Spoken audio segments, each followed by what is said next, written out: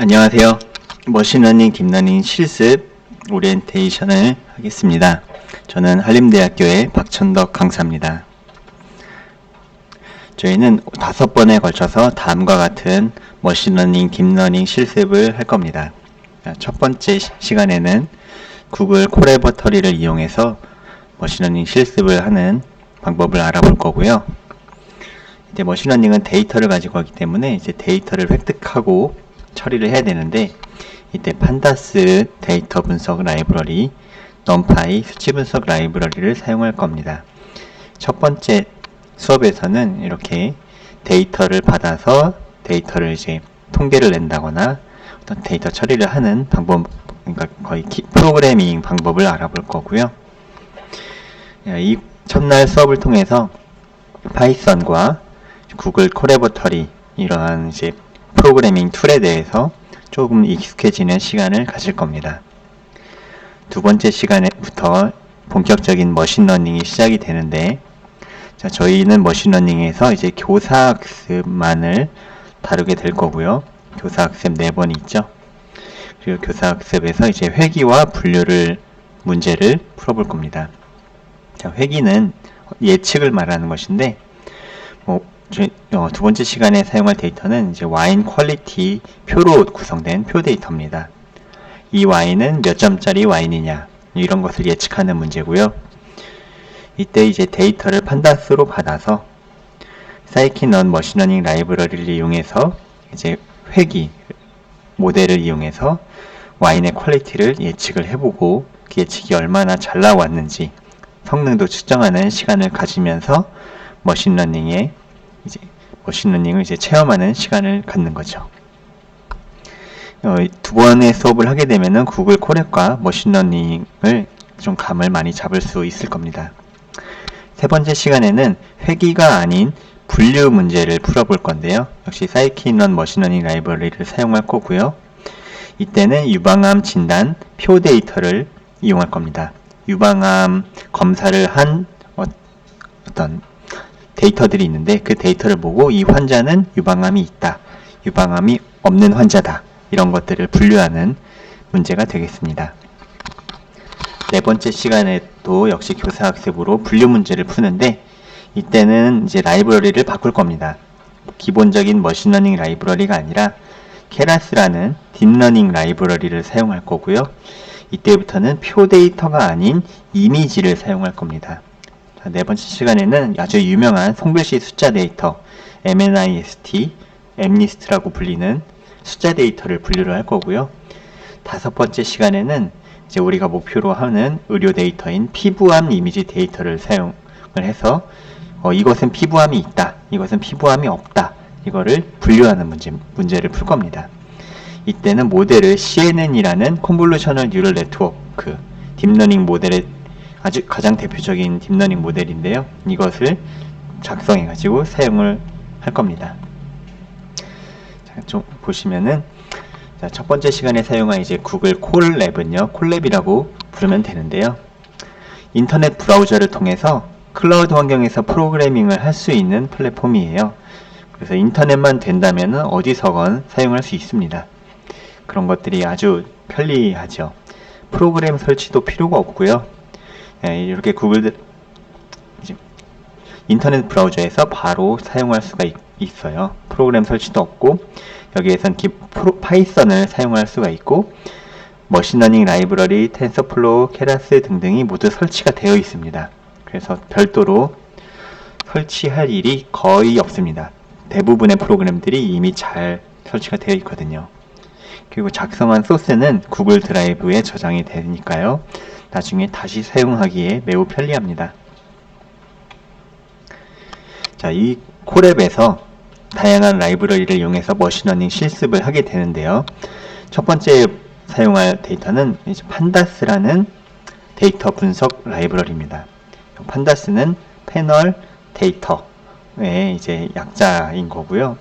패널 데이터라면 엑셀처럼 행과 열, 표 형태의 데이터를 말하고, 이런 데이터를 처리하고 분석하는데 매우 편리한 라이브러리입니다.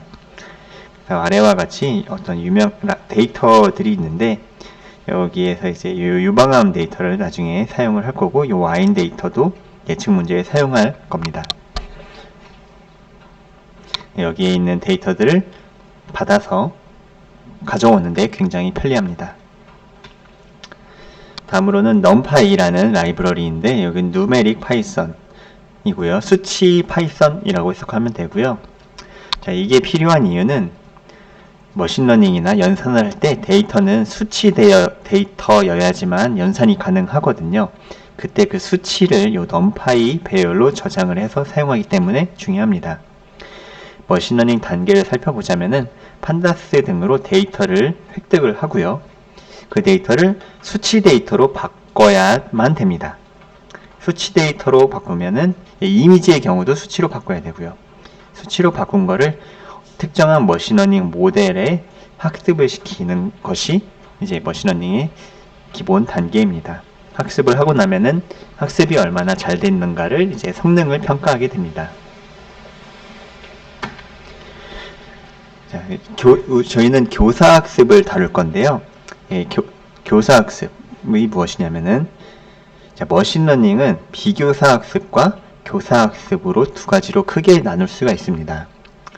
비교사학습과 교사학습의 차이는 이제 데이터가 입력 데이터와 출력 데이터의 쌍으로 구분되느냐 아니냐입니다.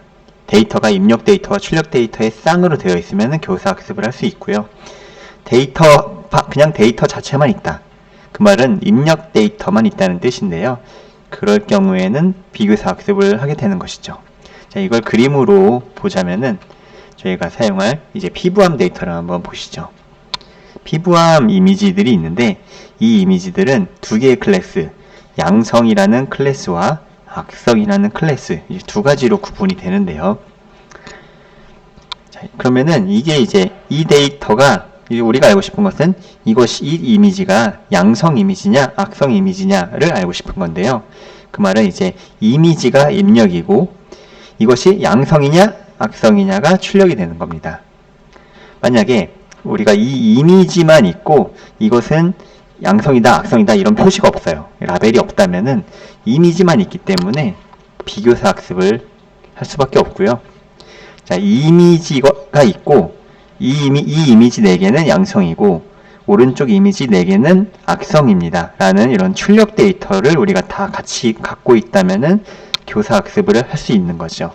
이 이미지는 악성이고 이것은 양성이다, 그것을 학습해 라고 시킬 수 있는 것이 교사 학습입니다. 그래서 교사 학습을 이용해서 클래시피케이션 문제를 풀게 되겠죠. 피부암 데이터에서는요.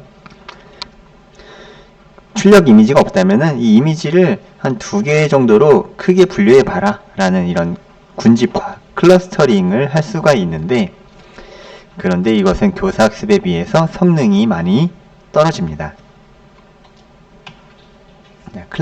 교사학습은 클래시피케이션과 레그레션, 분류와 획이라는 2가지 문제로 크게 나누어 볼 수 있습니다.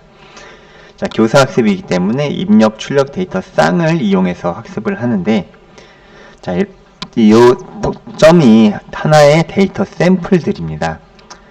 자, 데이터 샘플들이 여기 초록색 샘플과 약간 파란 샘플이 있는데요. 요 왼쪽엔 초록색이 많고 오른쪽엔 파란색이 많죠.